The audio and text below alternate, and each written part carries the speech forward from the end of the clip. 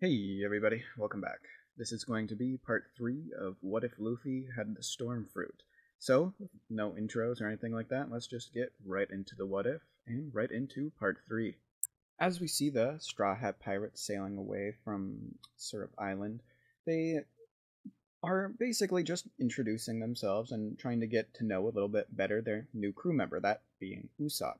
And so they're having a conversation, and so somebody asks him, so how good are you at shooting things? Like, can you only shoot a slingshot, or can you shoot guns? So Usopp would explain that he's the best marksman that there basically ever was, and so Zoro looks at him and says, then prove it. We have a cannon that we need to have tested out, so why don't you try shooting at that rock formation over there? So, getting the cannon loaded up and lighting the fuse, Usopp would get completely shocked when he actually just hits it, first try, and completely demolishes the entire rock formation that they see in the distance. And so everybody would just kind of be hanging around. It's probably been about 20 minutes since that event happened, and they would hear banging from outside, and somebody screaming as well. And so Luffy would walk out and he would look at the man that is using his sword to destroy their new ship. Getting pissed at this, he would appear in front of him and hit him in the back of the head, basically just knocking him to the side of the ship, until he actually, hears Zoro say and be like, is that Yosaku? I can't remember which one it actually is. That's not sick at this point, but it doesn't really matter. And so they basically get to introduce themselves, and the crew comes to find that they're actually bounty hunting friends of Zoro from a while back. And, he's known as Big Bro Zoro to them.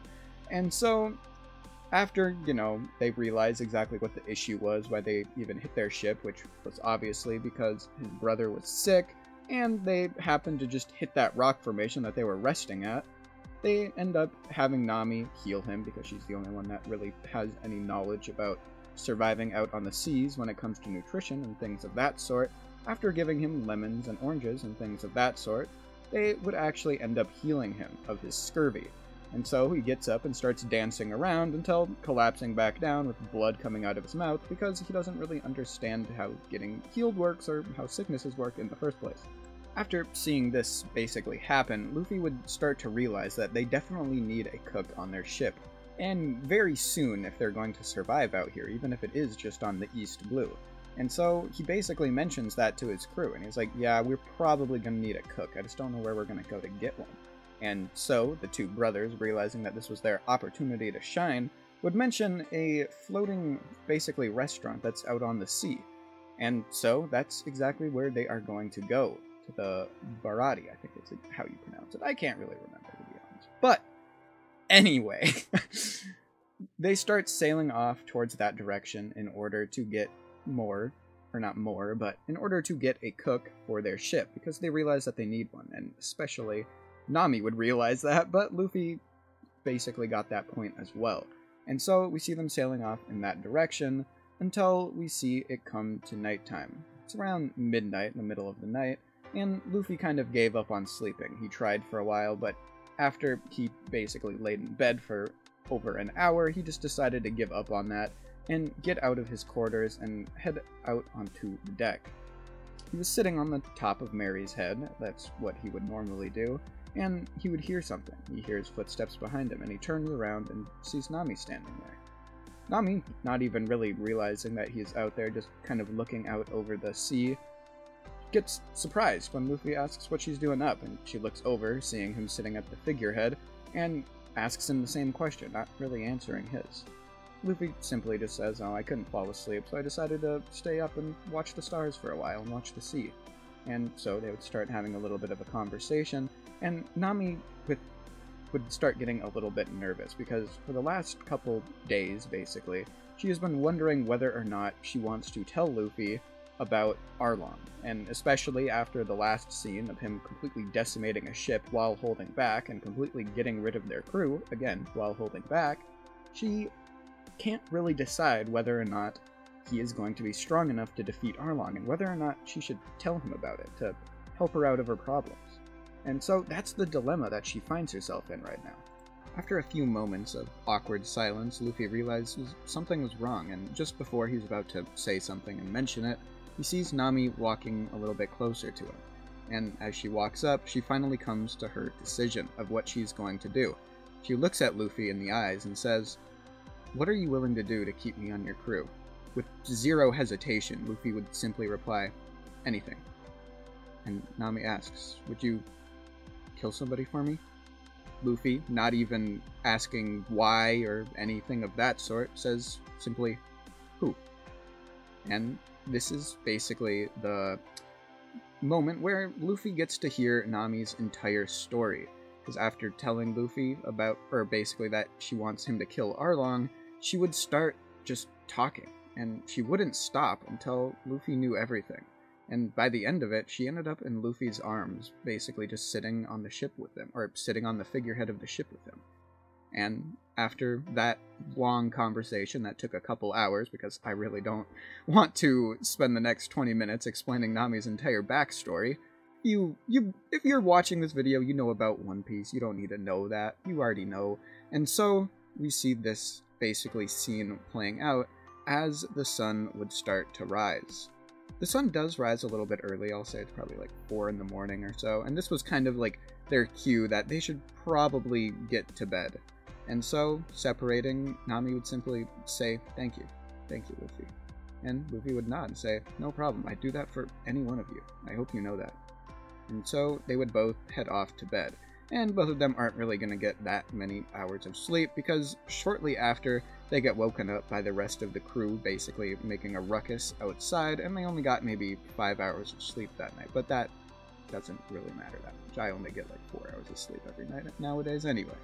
Johnny, realizing that the ship has been going a hell of a lot faster ever since Luffy woke up, would ask, like, why that is, and gets the explanation of what exactly Luffy is, and that he ate a devil fruit and was actually a storm human, and is basically just controlling the winds to make the ship go faster by basically perfectly putting the wind into the sails and also adding more than what is naturally around them. And so, with that explanation, they continue sailing forward, and actually arrive there pretty shortly after, to the Barate, or Barati, whatever exactly it is called. And as they're sailing up, a marine ship would be trailing behind them, not really able to even catch up, until they all, basically like 10 people, pulled out paddles and they were going full force until they could eventually pull up next to them. And as they do so, the marine captain would walk out and basically yell at them or tell them that they need to know the captain because they obviously are running a pirate flag. And so Luffy would introduce himself as Straw Hat Luffy. Well, he probably know. He'd just say he's Monkey D. Luffy. I don't know why I said Straw Hat Luffy. But he would explain that they are actually the Storm Pirates. Yes, I'm going with that instead of something like the Straw Hat Pirates or anything of that sort. We're going with the Storm Pirates because I feel like it just kind of fits a lot better in this what if. And so, getting that explanation, and basically just, deciding that they're basically just needs to get rid of them before they become something, would order his men to fire on the ship as he's walking away. And after doing so, obviously the cannons get pointed at them and Usopp would start to sweat a little bit, but both Nami and Zoro know that this isn't going to be any issue, because for one, Luffy could catch it, and Zoro also knows that he could just slice it or cut it in half if he really felt like it. And so, knowing this information, Luffy simply catches the cannonball when it gets fired at them, and he gives them a death glare and says, if you do that again, you're not gonna have another time to basically think about, trying something like that. And so they all get a little bit of a cold sweat running down their head, and they decide that they're just gonna leave them alone for the time being, knowing that somebody could just casually catch a cannonball like that. And so, as they arrive at the ship, and that kind of thing happens, they would all settle down and they would all order their food, and this is where we get introduced to Sanji, as he would start fawning over Nami, and basically Nami would just play him and get free food, but just for her, not for the whole crew, because Sanji's just like that. Kind of a simp, if you ask me, but hey, who cares? He's still cool. And so everybody would order, and of course, they would get their food eventually. They'd all be enjoying their meal, until the marine captain that they saw earlier would be making a scene and gets completely and utterly embarrassed by Sanji, as he's basically holding him up by the neck after he dropped the food and pretended that there was a bug in it. And after dropping him to the floor, the head chef, Zeph, would come out and would kick both of them over the head, and of course, what the hell is that captain's name? Like, Fullbody, I think? Okay, I'm going with Fullbody, I think that's what he was called. Captain Fullbody, or whatever his name actually might be, would basically be spewing on and on about how he was a Navy captain or a Marine captain, and they were going to get closed by this and everything of that sort, and Zeph would just kick him out. And so, or not kick him out, but basically just tell him to shut up and everything of that sort, until something else would happen. A Marine would be running in, and he'd be yelling that the man named Jin escaped. And so, he gets shot as a loud gunshot would ring out, and he would drop down to the floor dead. Luffy, getting much more interested in the things going on around him now, would see a very hungry and starving, very, kind of looked like just skin and bones looking man would walk in. He had a dark shadow over his eyes, and he would basically kick his feet up onto the table, and he would hold a gun out and say, "I need food. Anything will work. I don't really care." And so Patty, the patty chef, would walk over. I never really got why that was a thing. He's just Patty the patty chef. Interesting character's choice, but whatever. So he would walk over and say, "Well, what are you going to be paying with?" Holding the gun up to his head, he would simply say, "Will lead work?" And, of course, Patty, not taking shit from anybody, including pirates, would smack him over the head with a pan and kick him out, as we see Sanji walking into the back by himself, of course, to make food for him. Luffy would, of course, notice this and get a little bit interested, and so, after a couple of minutes, deciding that was probably enough time for Sanji to do whatever it is he was doing, he would walk out and go start having a little bit of a conversation with Gin, whatever his name actually is. And so, walking over, he would ask, what exactly happened to him, and he would get the explanation that he was on the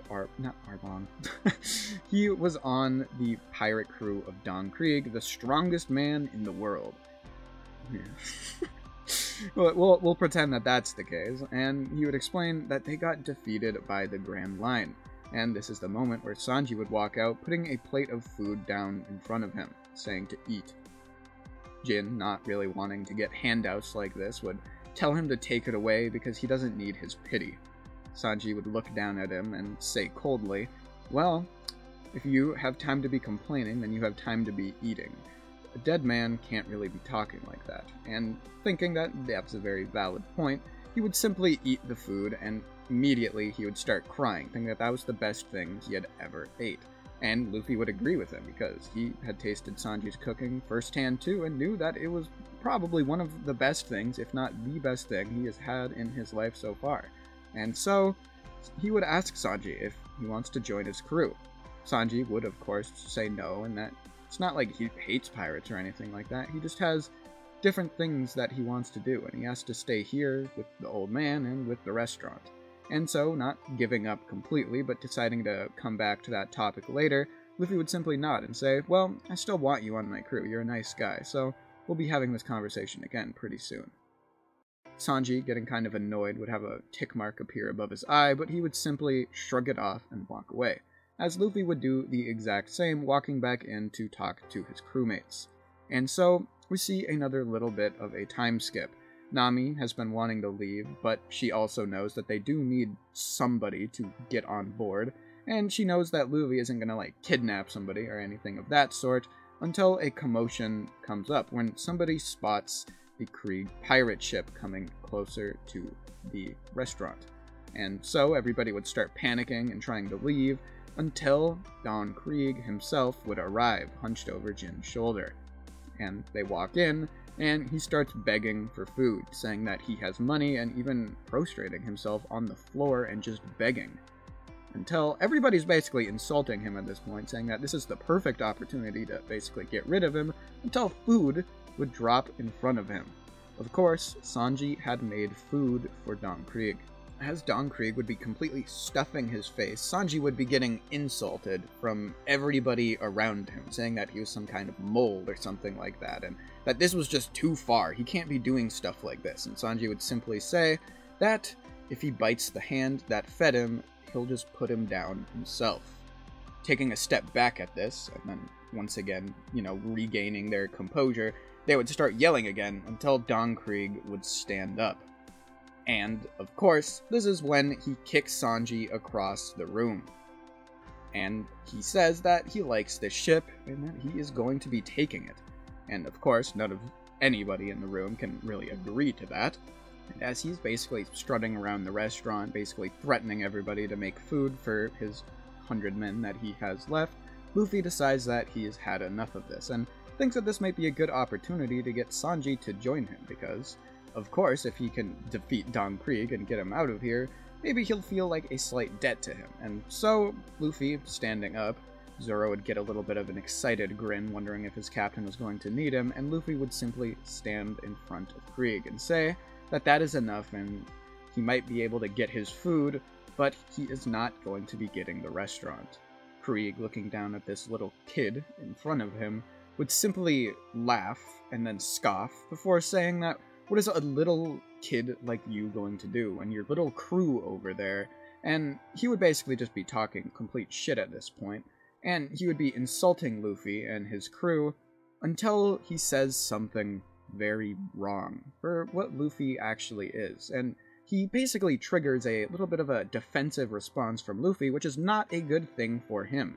And what he says is that after he is done dealing with the rest of his crew, he is going to go to that little girl over there and have a little bit of fun with her. But before he can even finish that sentence, Luffy would appear in front of him, lightning cackling around his hand, along with a little bit of condensed air. Yes, he combined the two powers into one. He would slam his fist straight into Krieg, who would get sent flying back into the walls of the restaurant, the ship, and would stand up after a decent amount of time, and he would basically flaunt that he was invincible as he takes his cloak off, showing the gold armor underneath. Then getting cocky at this point, until his armor would completely and utterly shatter on the ground all over the place. And getting a much colder feeling right now because of just what happened, and he did that in one hit, as he sees Luffy once again appear in front of him, this time without the condensed air, because that's more of like a punch rather than like a piercing attack. This time it was just lightning that was condensed around Luffy's arm. He would shoot his arm forward, and of course, it's not going to stop until it went all the way through his body, and Don Krieg would drop down to the floor with a hole straight through the middle of his chest. Everybody would be completely and utterly shocked by this, but none more than basically his vice captain, Jin, that was basically just standing not even that many feet away from this situation that just played out in front of him. Nami would get a little bit of a warm feeling in her heart, knowing knowing why Luffy just did that was because of her. And so she would, have a warm feeling from something like that actually happening. However, there is one other person there that can't just let something like that slide, and that would of course be Gin. And he would charge towards Luffy, and he would try to hit him. However, Luffy would simply dodge and backhand him away, and as he was trying to get up to try again, of course, this is where Zeph would come out and drop down a bunch of food in front of him, and tells him to basically bring this to the rest of the crew before they all die. All of the cooks would be completely shocked by this, wondering why he even is giving them food in the first place, but he just explains that there really isn't even a threat anymore, at least not with him around, as he looks towards Luffy in the corner, who is basically standing next to Don Krieg's dead body. And so they would kind of understand this fact, and so, as Jin is leaving, Luffy would look at him and simply say, I hope you can convince them to leave, because if you don't, I can't promise you guys anything, including your own lives at the end of this. And of course, Jin would get a cold sweat on his face from this, but at the same time, that was their captain. They're not just going to let that slide, they're going to be coming back. And so he would walk out without saying a single word. So, as we see Jin giving everybody food, everybody has happy faces and they're all excited, and one would ask, where's Krieg? Did he just stay on the ship? Getting a little bit of a cold sweat running down his face, remembering that kid's words, he would say that Krieg was dead. All of the crew members would go silent at this, and a lot of them are wondering whether or not they even want to, deal with that situation, because none of them were anywhere near strong enough to deal with Krieg, and also, he was just a tyrant. The only one who really had any loyalty towards him in the first place was Gin, and he basically kind of already gave up. He doesn't even really want to fight anymore. He already knows that he stands no chance against Luffy, and all he would be doing is sacrificing his life for nothing. So, after some deliberation, half the crew decides to leave while the other half decides to basically try and take revenge. And, of course, we all know how this is going to go, and that is not well. Luffy deciding to let Zoro deal with that, along with Sanji and the rest of the cooks, as he would just be sitting down at the table with Nami eating and just kind of hanging out, as the rest of the chefs and his crew members would walk in after dealing with the situation. Because again, it was like 50 no-name pirates.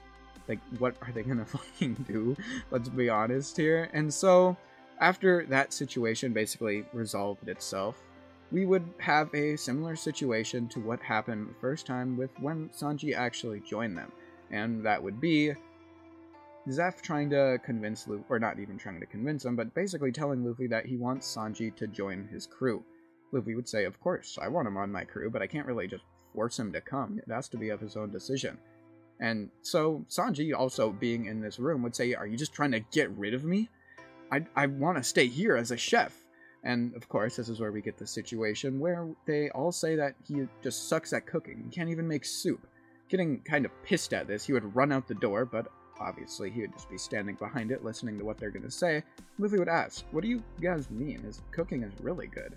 And they would all start explaining that they know that Sanji's a better cook than almost any of them, but they want him to go out to see his dream, and that basically they just want him to go because he's still young and he can still have an adventure. This is where Sanji would walk back in and basically tell them that they're bad actors, and he looks at Luffy and says, if that offer is still available, I'll be joining you, Captain. And Luffy would give him a grin and say, well, perfect. Get your things packed. We're leaving fairly soon. As we see Luffy and his crew all on board the Mary and they're about to set sail, all of the cooks would come out and Sanji would be saying his goodbyes to them. Be a very tearful, basically goodbye, and he would be bowing to Zeph, saying thank you for everything he's done, and thank you for sacrificing your leg, and basically just thank you for taking care of him for these past years. And, of course, Zeph would just say, get out of here, kid, with a very tearful face. But, as they're leaving, because everything kind of happened a lot quicker than it did in the original, this is where Mihawk would arrive. And with his giant sword over his back, he would sail up towards the restaurant on the sea. And he looks over and sees who exactly he's next to, and he also sees something interesting. He can sense a little bit of haki coming out of the captain of this crew, and is actually interested in him, because, I mean, this is the East Blue. Something like that really doesn't happen all that often. And of course, Zoro would immediately recognize who this person is. And that would be Dracula Mihawk, the world's greatest swordsman. And so, once again dropping the anchor because of Zoro's request and Luffy's promise to him, which I guess I don't think I ever mentioned in part 1, but he made a promise that he would never get in the way of his dream to become the world's best, and so he would start his duel with Mihawk. And they would appear on a little part of the shipwreck, and of course, this is where we see the scene of Zoro getting completely and utterly humiliated, standing absolutely zero chance against the world's greatest.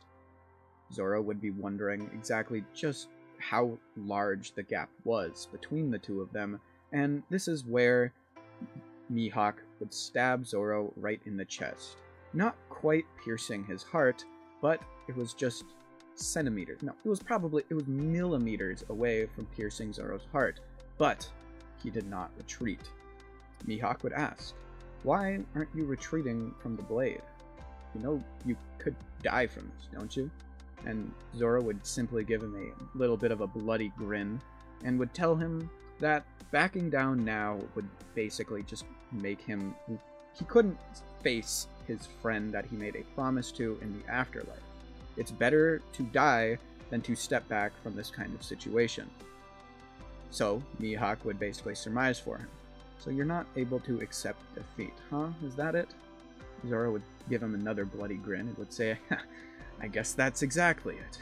And so Mihawk would basically step back, and he would put his small blade away and pull out Yoru. And they would have one final clash between Zoro's strongest technique and most likely what was a very basic slash for Mihawk. And of course, two of Zoro's swords would shatter, and Mihawk would leave a giant slash mark across Zoro's chest. Zoro would stand up, and he would face Mihawk, spreading his arms out wide with his one sword still gripped tightly in his hand, and he would say, a swordsman's... or... a wound to the back is a swordsman's worst shame. And of course, Mihawk would grin at this and say to try not to die too young, as he would slash Zoro once again. And of course, Zoro gets sent flying back into the water with blood spraying out of his chest.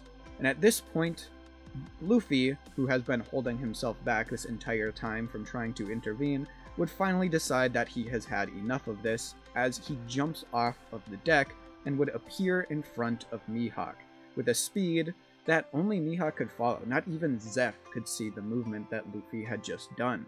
And he would basically materialize a sort of bow staff out of, or I'm going to go with a pipe because that's what he used as a kid, out of his lightning, and he would start to solidify and condense into something that actually resembled something like that of a real pipe, something that wasn't some kind of like plasma or anything like that. It was actually kind of solid.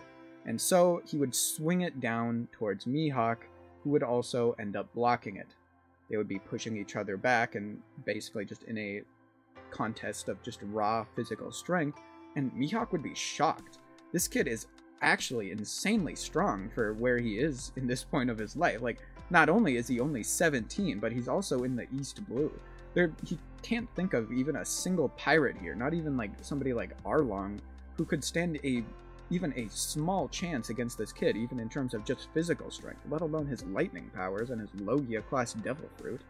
And so, applying a little bit more force, Mihawk would slowly start to push Luffy back. Of course, he's not going anywhere close to All Out at this point, and this is where something basically breaks or snaps inside of Luffy, as black would start to flicker on his hands, before it finally solidifying. Yes, Luffy has just awakened his armament haki for the first time. And, of course, he starts to push Mihawk back once again.